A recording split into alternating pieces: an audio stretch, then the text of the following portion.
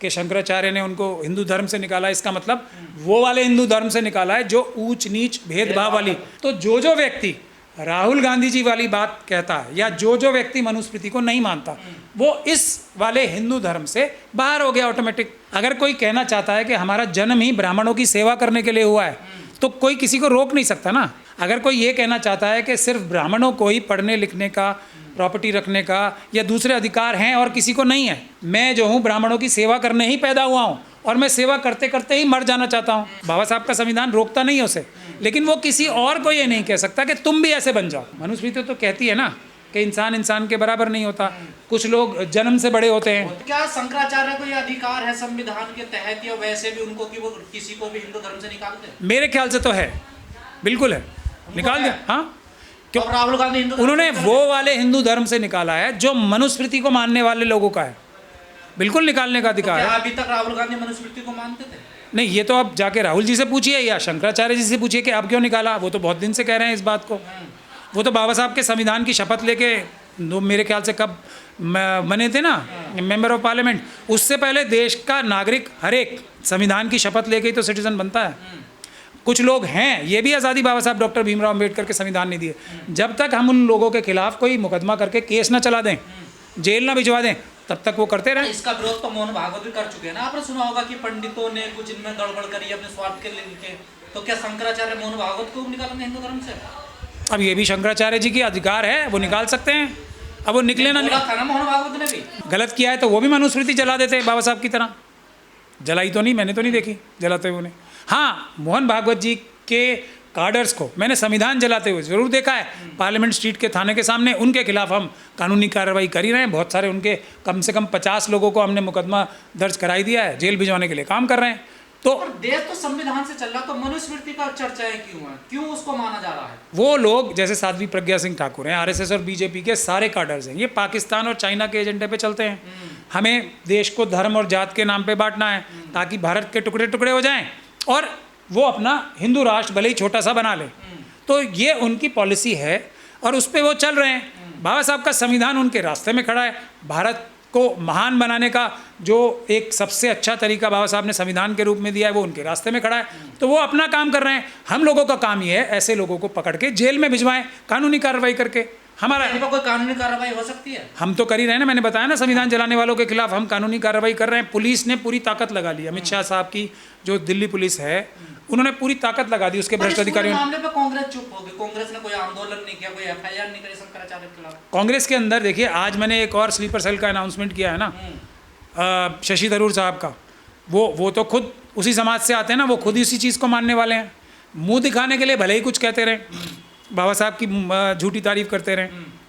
खैर, राहुल गांधी जी के लिए तो ये एक बड़ा, मैं समझता हूँ, सर्टिफिकेट है कि अब लोग जो हैं उन पे शायद थोड़ा थोड़ा विश्वास करने लगे। वरना राहुल जी पे कौन विश्वास कर रहा था?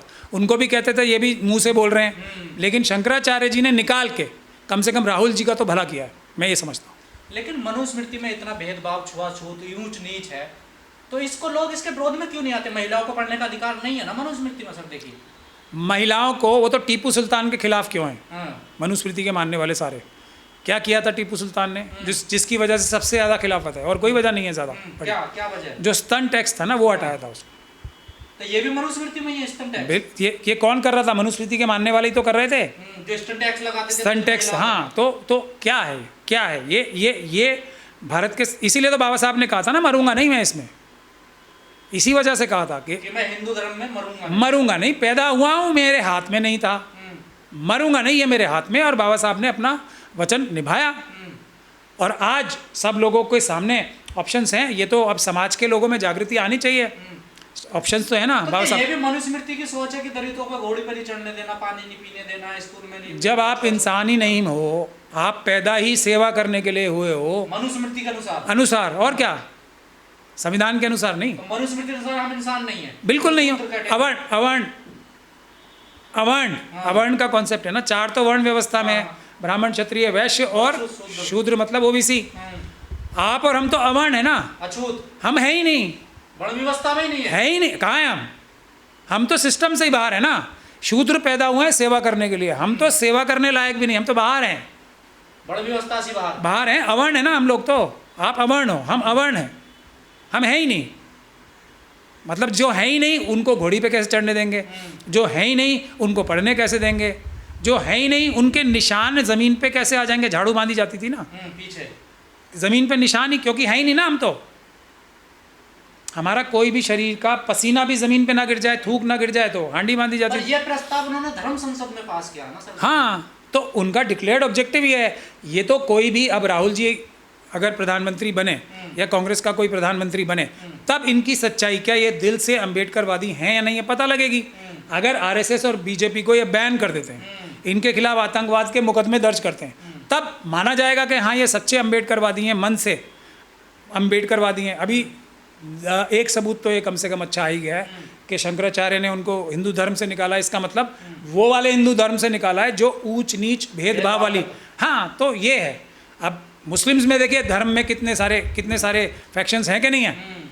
एक हिंदू वो हुए जो संविधान को मानने वाले हैं, सबको बराबर मानने वाले, एक हिंदू वो हुए जो ऐसे हैं। तो हर धर्म में अलग अलग फैक्शंस होते हैं, इसमें क्या मतलब हैरानी की क्या बात है। लेकिन तमाम ऐसे अम्बेडकरवादी लोग हैं जो डॉक्यूमेंट्स में आज भी हिंदू हैं लेकिन मनुस्मृति का विरोध करते हैं। वो तो मैं क्या, वो भी निकाल दिया शंकराचार्य ने, सब निकल गए। मतलब वो तो देखिए, ये तो सिर्फ डिक्लेयर कर रहे हैं वो। आज आप बुनियादी बात समझिए, ये तो सिर्फ वो बता रहे हैं, हो ही नहीं। आप तो मतलब आप ज़बरदस्ती क्यों घुसना चाह रहे हो उसमें मुझे नहीं समझ में आता। आप मनुस्मृति को मानने वाले क्यों बनना चाह रहा है कोई भी, और क्यों बनना चाहेगा कोई भी। हिंदू भी अब दो तरीके के हो गए आपके अनुसार। नहीं है ही। अगर आप अपने आप को हिंदू कह रहे हो और आप ये कह रहे हो कि मैं संविधान मानने वाला हिंदू, इसमें तो हिंदू ही है ना लिखो, देखिए। नहीं तो उसको अब आप धीरे धीरे करके जब शंकराचार्य साहब ने निकालना शुरू किया है तो क्लैरिफिकेशन भी आएगी। राहुल जी के साथ हर वो व्यक्ति शंकराचार्य साहब वाला हिंदू नहीं रहा, क्योंकि एक जैसे सुप्रीम कोर्ट होता है ना, सुप्रीम कोर्ट की कोई जजमेंट होती है। शंकराचार्य मनुस्मृति को मानने वाले, सुनिए, उन्होंने निकाला क्यों है, क्योंकि मनुस्मृति को नहीं मानते।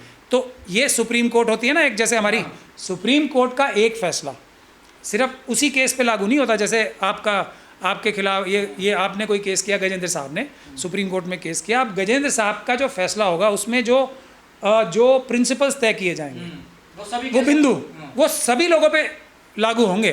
तो ये राहुल गांधी जी वाले, अब शंकराचार्य भी तो सुप्रीम कोर्ट है ना, ये जो हिंदू जो धर्म के, जो मनुस्मृति के मानने वाले हिंदू धर्म के सुप्रीम कोर्ट हैं। तो जो व्यक्ति राहुल गांधी जी वाली बात कहता है या जो व्यक्ति मनुस्मृति को नहीं मानता, वो इस वाले हिंदू धर्म से बाहर हो गया ऑटोमेटिक। सुप्रीम कोर्ट ने डिक्लेयर कर दिया।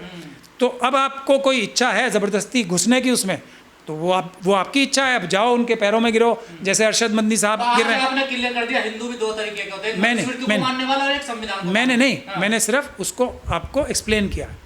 क्लियर तो शुरू से ही है, क्लियर तो शुरू से ही है। शंकराचार्य साहब ने एक सुप्रीम कोर्ट से ऑर्डर पास कर दिया, अपने सुप्रीम कोर्ट से, अपनी संसद से, अपनी संसद या सुप्रीम कोर्ट जो भी मानो आप, उससे उन्होंने एक फरमान जारी कर दिया। ये है मतलब एक धर्म आदेश जारी कर दिया है कि अब तो ये बात बिल्कुल साफ क्या है। करना चाहिए राहुल गांधी को? कुछ करने की क्या जरूरत है, वो अपना हिंदू धर्म अपना रहे ना। करना क्या है, कह रहे पूजा पाठ नहीं करेंगे, किसी मंदिर में नहीं इनको बुलाया जाएगा। ये तो अब जबरदस्ती जाएंगे क्या वो? जो लोगों को निकाल दिया गया, अब आपको अगर घुसने नहीं दे रहा कोई मंदिर में, आप लोग जबरदस्ती अंदर जाओगे क्या? नहीं जाना चाहिए। नहीं, जबरदस्ती तो मेरे ख्याल से कहीं नहीं करनी चाहिए।